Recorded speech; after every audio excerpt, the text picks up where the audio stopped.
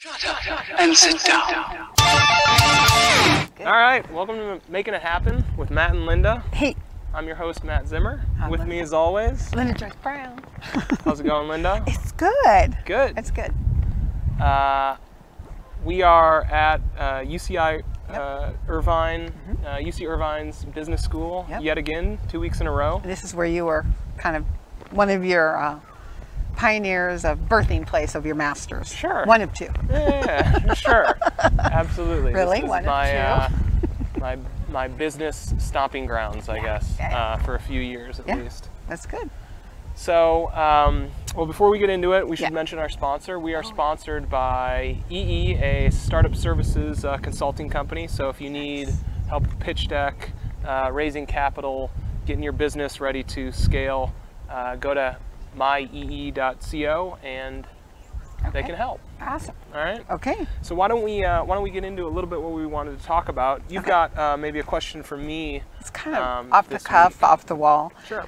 So if you have a really great idea and you're passionate about it and you know it's a good idea, but a lot of people that aren't aligned with your good idea, what do you do?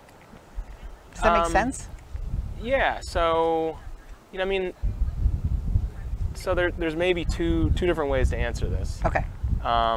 One, maybe your idea is just not that good. Ooh, ouch. Okay. Sting. And two, or I guess the other direction is, maybe you're just not communicating your idea correctly. Oh, perhaps. And I think where this kind of question leads me to think about is really the concept of product market fit.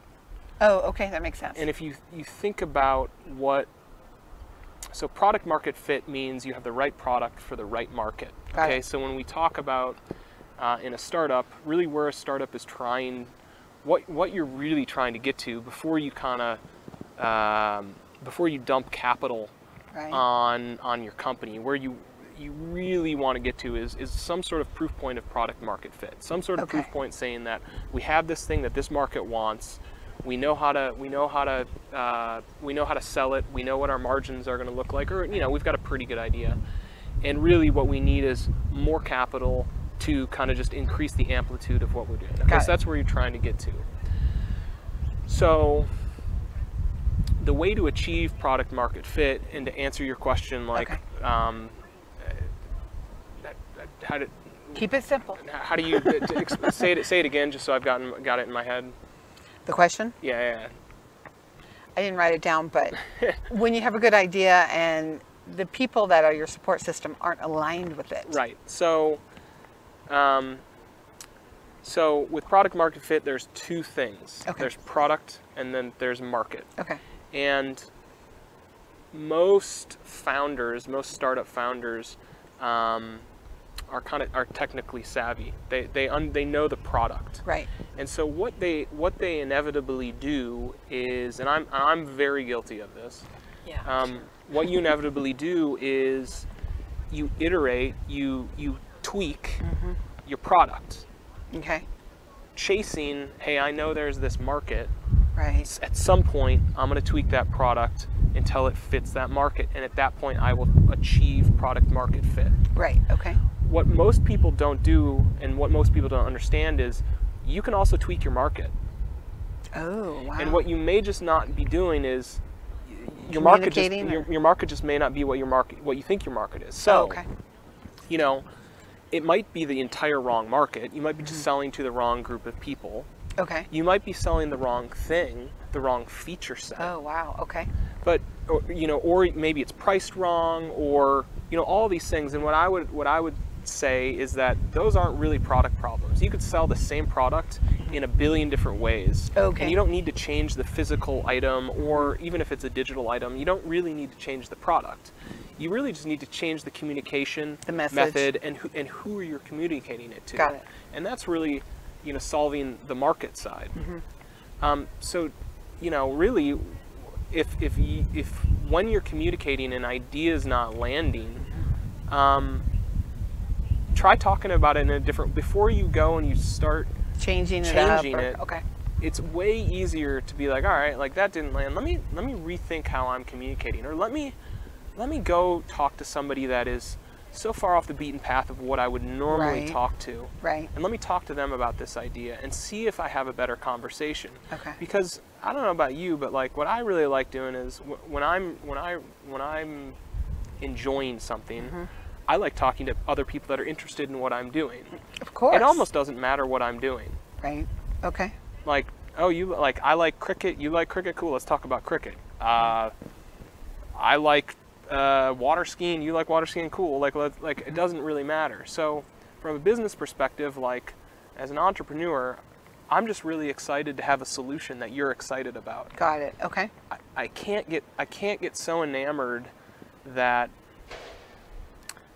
you know, if I've got a tool and I'm like, Lynda, this is the perfect tool for you, and you're like, no, it's not, and I keep forcing that, that's not really an entrepreneur. Right. When an entrepreneur is like, I want to make you happy.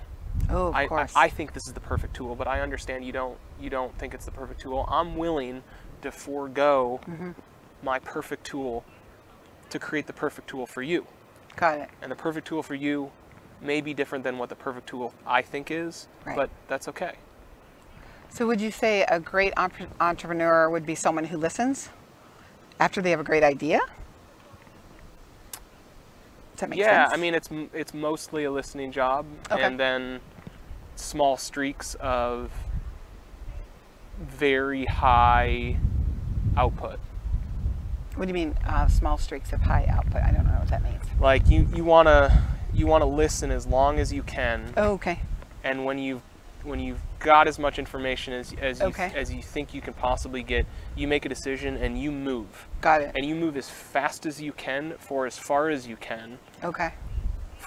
For whatever amount of money you can spend, and then you go, all right, did that work? Right. Let me listen. Right. And it isn't, you don't want to get into this, you know, continuous spin cycle, because that's just, you're spending capital resources, whether it's time or money, you're spending some sort of resource to kind of continue that spin. So you want to, when I say that spin, I mean like working, like head down, working, not listening. Right. And you want to keep that cycle as short as possible, I think. Oh, and I agree, because when I worked for you in one of the startups, we would go in the field and then we'd come back and then we'd have a meeting and everybody would talk about what their findings were, and then we would change it up and switch. Which was great. So. Which was great, but I would argue that the problem with that company ended up being we never got out of that cycle. Oh, and so we never got to the point where we could listen again. We were just... Right. Because people weren't ready for the product too. Sure. Yeah, absolutely. We didn't have product market fit, which meant, which again, it goes back to the first answer. You may just have the wrong thing. You may just you may just have something that nobody wants. So an assumption that like, I've got a great product. Okay, well, go prove it. So when I was back in the 80s and 90s and I worked at Nordstrom, they took a lot of working capital out of Nordstrom and invested in grocery shopping online. And everybody was like, what? Sure. That was crazy. Sure. And so now they lost a lot of money, and then they stopped that. And then now let's go forward 20 years, boom. Target, you drive up and you shop. So,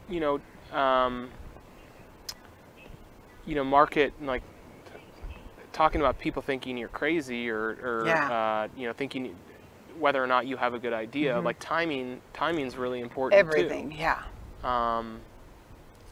It was a great idea and everybody was like, tell me more. We don't get it. Sure.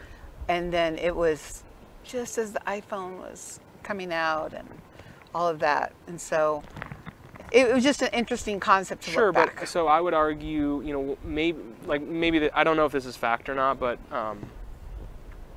I would argue that maybe 20 years ago, a not super technically set, so Amazon's doing that right now, right? Amazon is a very, very, right now there's a lot of, they do a lot of distribution, but you could argue that distribution is pretty technically savvy, but let's just talk about the software component of Amazon that kind of allowed them to do some of these things. So when they started, they were a very, very technically savvy company. My gut says Nordstrom probably wasn't. No. From a computer technology. Right, absolutely. So those two companies at the same point in time launched the same business. Which one was going to be more successful?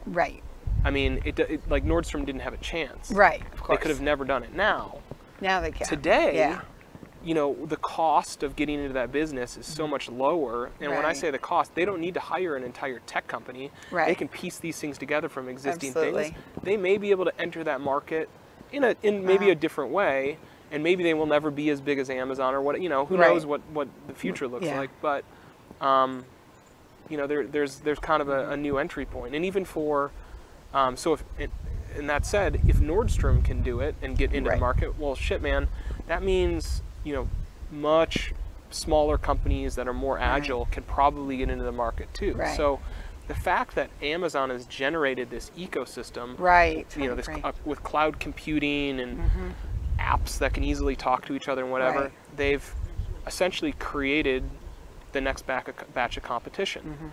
They've created a tool set because they were trying to build their platform and make it easy. They created a platform that's so easy that now other people can come and enter that market. So with that being said, what I learned was, tell me more.